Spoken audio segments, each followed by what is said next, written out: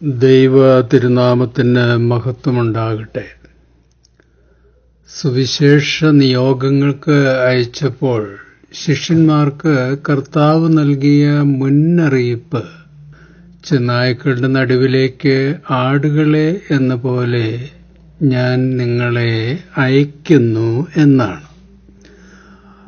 വിശുദ്ധ മത്തായിയുടെ സുവിശേഷം 10:16 ചെന്നായ്ക്കളുടെ ഇടയിലേക്ക് ചെമ്മരിയാടുകളെപ്പോലെ ഞാൻ നിങ്ങളെ അയക്കുന്നു.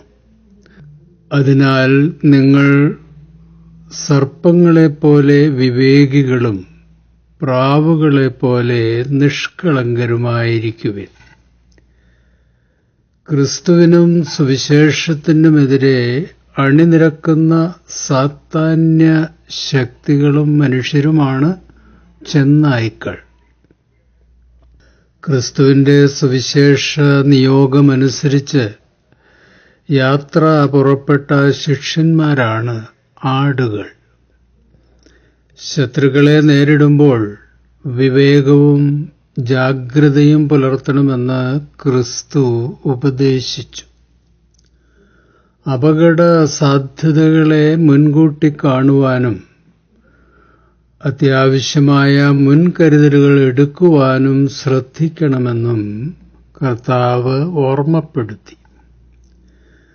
ഹിംസ്ര ജന്തുക്കളെക്കാൾ അപകടകാരികളായ ശത്രുക്കളെ സൂക്ഷിക്കണം, ജാഗ്രത പുലർത്തണം.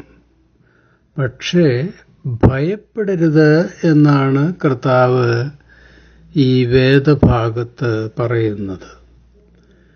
പീഡനങ്ങളും ഉപരോധങ്ങളും വർദ്ധിക്കുമ്പോഴും ധൈര്യമായി ഉറച്ചു നിൽക്കണമെന്നായിരുന്നു നമ്മുടെ കർത്താവിന്റെ ആഹ്വാനം. കർത്താവ് ഇങ്ങനെ പറയുവാനുള്ള കാരണം വ്യക്തമാക്കുന്നുണ്ട്. ലൂക്കോസ് 8:17 മറഞ്ഞിരിക്കുന്നതൊന്നും വെളിപ്പെടാതിരിക്കില്ല, അറിയപ്പെടാതെയും വെളിച്ചത്തു വരാതെയും ഇരിക്കുന്ന രഹസ്യവും ഇല്ല. മറവായിരിക്കുന്നതും മറച്ചുവച്ചിരിക്കുന്നതും ഒടുവിൽ ദൈവം വെളിപ്പെടുത്തും. അത് തടയാനൊന്നും ആർക്കും കഴിയില്ല. അപ്പോൾ ലോകം മുഴുവൻ സത്യം അറിയും. മറവായിരിക്കുന്നത് വെളിപ്പെടുത്തുമെന്ന് കർത്താവ് പറയുന്നതിന്റെ അർത്ഥമെന്താണ്? ദുരാരോപണങ്ങൾ പറഞ്ഞ് ശിഷ്യന്മാരെ ലോകത്തിന്റെയും അധികാരികളുടെയും മുമ്പിൽ തെറ്റിദ്ധരിപ്പിക്കുവാൻ യഹൂദ പ്രമാണികൾ ശ്രമിച്ചു. അത് കുറെയൊക്കെ ആദ്യം വിജയിച്ചു. എന്നാൽ ശിഷ്യന്മാരുടെയും ആദ്യകാല വിശ്വാസികളുടെയും സത്യസന്ധതയും നിഷ്കളങ്കതയും ദൈവം ലോകത്തിന് വെളിപ്പെടുത്തി. അവരെപ്പറ്റി പ്രചരിപ്പിച്ചതെല്ലാം ദുരാരോപണങ്ങളായിരുന്നു എന്ന് ലോകം തിരിച്ചറിഞ്ഞു. അസത്യം പറഞ്ഞവരുടെ വായ് ദൈവം അടച്ചു. ദുരാരോപണങ്ങൾക്ക് വിധേയരാകുന്നവരുടെ നിരപരാധിത്വം വെളിപ്പെടുത്തുവാൻ ദൈവം ഒരു സമയം നിശ്ചയിച്ചിട്ടുണ്ട്. അതുവരെ കഠിന സഹനങ്ങളിൽ ദൈവത്തിലുള്ള പ്രത്യാശയോടെ പതറാതെ നമ്മൾ മുന്നോട്ട് പോകണം. പീഡനങ്ങളിൽ ശത്രുതയോടെ പ്രതികരിക്കാതെ ക്രിസ്തീയ മനോഭാവത്തോടെ എല്ലാം സഹിച്ച് മുന്നേറുന്നവർക്ക് അവരുടെ സമർപ്പണത്തിനും സാക്ഷ്യത്തിനും ദൈവത്തിൽ നിന്ന് വലിയ പ്രതിഫലം ലഭിക്കുമെന്ന് കർത്താവ് ഉറപ്പ് നൽകിയിട്ടുണ്ട്. മത്തായിയുടെ സുവിശേഷം 5:10-11-12 നീതിക്കു വേണ്ടി പീഡനമേൽക്കുന്നവർ ഭാഗ്യവാന്മാർ, സ്വർഗരാജ്യം അവരുടേതാണ്. എന്നെ പ്രതി മനുഷ്യർ നിങ്ങളെ അവഹേളിക്കുകയും പീഡിപ്പിക്കുകയും എല്ലാവിധ തിന്മകളും നിങ്ങൾക്കെതിരെ വ്യാജമായി പറയുകയും ചെയ്യുമ്പോൾ നിങ്ങൾ ഭാഗ്യവാന്മാർ. നിങ്ങൾ ആനന്ദിച്ചാഹ്ലാദിക്കുവിൻ. സ്വർഗത്തിൽ നിങ്ങളുടെ പ്രതിഫലം വലുതായിരിക്കും.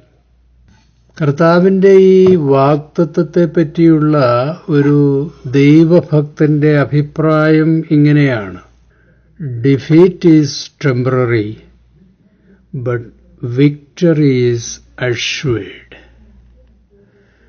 സഹനങ്ങൾക്ക് എന്നാണ് അവസാനമുണ്ടാവുക?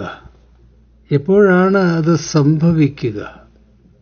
അത് എപ്പോൾ വേണമെങ്കിലും സംഭവിക്കാം. ദൈവത്തിന്റെ ചിന്തകളും സമയവും കാലവും നമ്മുടെ ചിന്തകൾക്ക് അതീതമാണ്. എല്ലാറ്റിനും ഒരു സമയം ദൈവം നിശ്ചയിച്ചിട്ടുണ്ട്. ആ സമയത്ത് നീതി നടത്തുവാനും പ്രതിഫലം നൽകുവാനും നീതിയുള്ള ദൈവം ഇടപെടുമെന്ന ഇയ്യോബിന്റെ വിസ്മയ പ്രത്യാശയിൽ നമ്മൾ ഹൃദയമുറപ്പിക്കണം. 19-ാം അധ്യായം 25-ാം വാക്യം: എനിക്ക് ന്യായം നടത്തിത്തരുന്ന എന്റെ വീണ്ടെടുപ്പുകാരൻ ജീവിക്കുന്നു എന്നും അവസാനം അവിടുന്ന് എനിക്ക് വേണ്ടി നിലകൊള്ളുമെന്നും ഞാൻ അറിയുന്നു. കഷ്ടനഷ്ട സഹനങ്ങളിലൂടെ കടന്നുപോയ ശിഷ്യന്മാരുടെ മേൽ ദൈവമഹത്വം സമൃദ്ധിയായി വ്യാപരിച്ചു. അവരുടെ ശത്രുക്കളിൽ പലരും മാനസാന്തരപ്പെട്ട് ക്രിസ്തുവിന്റെ അനുയായികളായി. ന്യൂനപക്ഷമായ ആദ്യകാല ശിഷ്യ സമൂഹത്തെ നിസ്സാരമായി അടിച്ചമർത്താമെന്ന് ശത്രുക്കൾ വിചാരിച്ചു. എന്നാൽ ആ ന്യൂനപക്ഷം ദൈവശക്തിയാൽ ലോകത്തെ കീഴ്മേൽ മറച്ചു. അവരുടെ സഹനങ്ങളും രക്തസാക്ഷിത്വവുമൊക്കെ പിന്നീട് സഭയുടെ വളർച്ചയ്ക്ക് നിസ്തുല ചേരുവകളായി. അവർ സഹിച്ച പീഡനങ്ങളാണ് ഇന്ന് സമാധാനവും സ്വാതന്ത്ര്യവുമായി നമ്മൾ അനുഭവിക്കുന്നത്. ഇവിടെ ഈ ജീവിതത്തിൽ അവർക്ക് ലഭിക്കാതെ പോയ പ്രതിഫലം നിത്യതയിൽ ദൈവം ഒരുക്കി വച്ചിരിക്കുന്നുവെന്നാണ് സ്നേഹനിധിയായ നമ്മുടെ കർത്താവിന്റെ വാഗ്ദത്തം. മത്തായി 19-ാം അധ്യായം 28-ഉം 29-ഉം വാക്യങ്ങൾ: യേശു അവരോട് പറഞ്ഞു, സത്യമായി ഞാൻ നിങ്ങളോട് പറയുന്നു, മനുഷ്യപുത്രൻ തന്റെ മഹത്വത്തിൽ സിംഹാസനത്തിൽ ഉപവിഷ്ടനാകുമ്പോൾ എന്നെ അനുഗമിച്ച നിങ്ങൾ ഇസ്രായേലിന്റെ 12 ഗോത്രങ്ങളെ വിധിച്ചുകൊണ്ട് 12 സിംഹാസനങ്ങളിൽ ഇരിക്കും.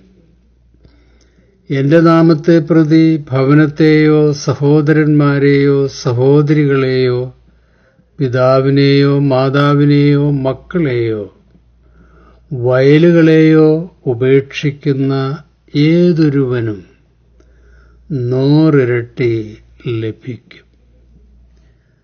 അവൻ നിത്യജീവൻ അവകാശമാക്കുകയും ചെയ്യും.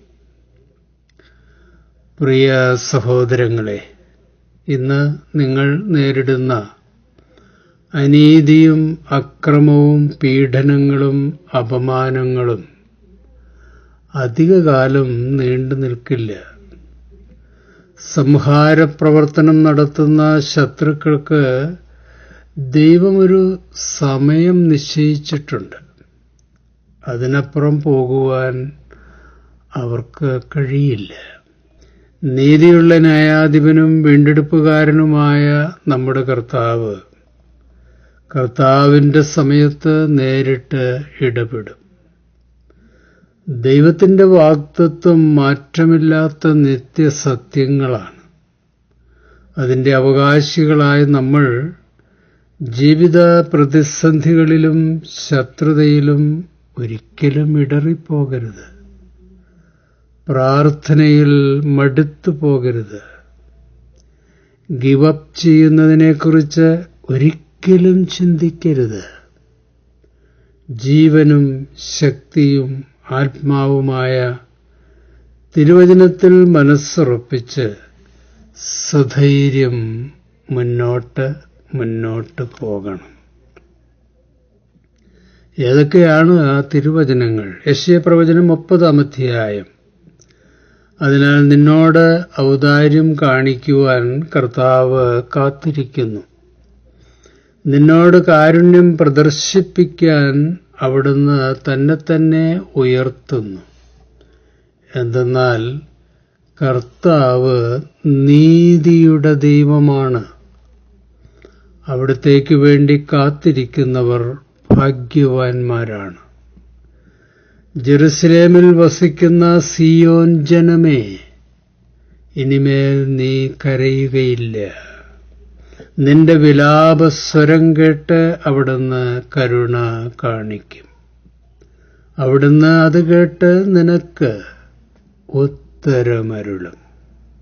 34-ാം സങ്കീർത്തനം. നീതിമാൻ സഹായത്തിന് നിലവിളിക്കുമ്പോൾ കർത്താവ് കേൾക്കുന്നു. അവരെ സകലവിധ കഷ്ടതകളിൽ നിന്നും രക്ഷിക്കുന്നു. ഹൃദയം നുറുങ്ങിയവർക്ക് കർത്താവ് സമീപസ്ഥനാണ്. മനമുരുകിയവരെ അവിടുന്ന് രക്ഷിക്കുന്നു. 56-ാം സങ്കീർത്തനം. അവിടുന്ന് എൻ്റെ അലച്ചിലുകൾ എണ്ണിയിട്ടുണ്ട്. എൻ്റെ കണ്ണുനീർത്തുള്ളികൾ അവിടുന്ന് കുപ്പിയിൽ ശേഖരിച്ചിട്ടുണ്ട്. അവ അങ്ങയുടെ ഗ്രന്ഥത്തിലുണ്ടല്ലോ. ഞാൻ അങ്ങയെ വിളിച്ചപേക്ഷിക്കുമ്പോൾ എൻ്റെ ശത്രുക്കൾ പിന്തിരിയും. ദൈവം എൻ്റെ പക്ഷത്താണെന്ന് ഞാൻ അറിയുന്നു. ആ കർത്താവിൽ നിർഭയനായി ഞാൻ ആശ്രയിക്കും. മനുഷ്യന് എന്നോട് എന്തു ചെയ്യാൻ സാധിക്കും? 27-ാം സങ്കീർത്തനം. കർത്താവിൻ്റെ പ്രകാശവും രക്ഷയുമാണ്. ഞാൻ ആരെ ഭയപ്പെടണം? കർത്താവിൻ്റെ ജീവിതത്തിന് കോട്ടയാണ്. ഞാൻ ആരെ പേടിക്കണം? എതിരാളികളും ശത്രുക്കളുമായ ദുഷ്ടർ ദുരാരോപണങ്ങളുമായി എന്നെ ആക്രമിക്കുമ്പോൾ അവർ തന്നെ കാലിടറി വീഴും. ഒരു മഹാസൈന്യം തന്നെ എനിക്കെതിരെ പാളയമടിച്ചാലും എൻ്റെ ഹൃദയം ഭയപ്പെടില്ല. എനിക്കെതിരെ യുദ്ധമുണ്ടായാലും ഞാൻ ആത്മധൈര്യം വെടിയില്ല. നമ്മുടെ കർത്താവിൻ്റെ വാക്കുകൾ ഇങ്ങനെയാണ്. ലൂക്കോസ് 18-ാം അധ്യായം. അങ്ങനെയെങ്കിൽ രാവും പകലും തന്നെ വിളിച്ച് കരയുന്ന തൻ്റെ തിരഞ്ഞെടുക്കപ്പെട്ടവർക്ക് ദൈവം നീതി നടത്തിക്കൊടുക്കില്ലേ? അവിടുന്ന് അതിന് താമസം വരുത്തുമോ? അവർക്ക് വേഗം നീതി നടത്തിക്കൊടുക്കുമെന്ന് ഞാൻ നിങ്ങളോട് പറയുന്നു. പ്രിയ സഹോദരങ്ങളെ, നിങ്ങളുടെ വേദനയ്ക്കും കണ്ണുനീരിനും ദുഃഖത്തിനും തീർച്ചയായും പരിഹാരമുണ്ടാകും.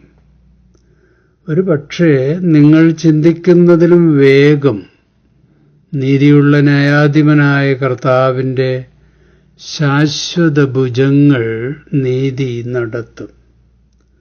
അന്ന് നിങ്ങളുടെ നിഷ്കളങ്കതയും ന്യായവും നിരപരാധിത്വവും ലോകത്തിൻ്റെ മുമ്പിൽ നിങ്ങളുടെ വീണ്ടെടുപ്പുകാരൻ വെളിപ്പെടുത്തും. അപ്പോൾ ദൈവം നൽകുന്ന വിടുതലും വിമോചനവും സെലിബ്രേറ്റ് ചെയ്തുകൊണ്ട് സാക്ഷികളുടെ സമൂഹത്തിൻ്റെ മുമ്പിൽ സങ്കീർത്തനക്കാരൻ്റെ സാക്ഷ്യം നിങ്ങൾ ഉച്ചത്തിൽ ഘോഷിക്കും. 34-ാം സങ്കീർത്തനം. അവിടുത്തെ നോക്കിയവർ പ്രകാശിതരായി, അവർ ലജ്ജിതരാവുകയില്ല.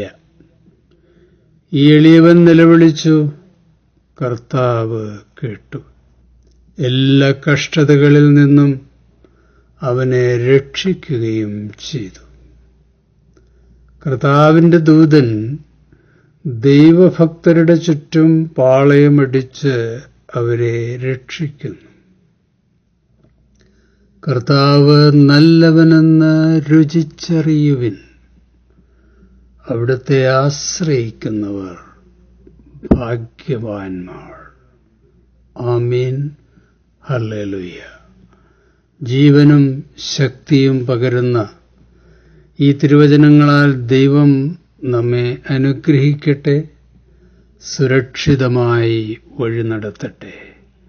ശുഭാശംസകളോടെ എ പി ജോർജച്ചൻ.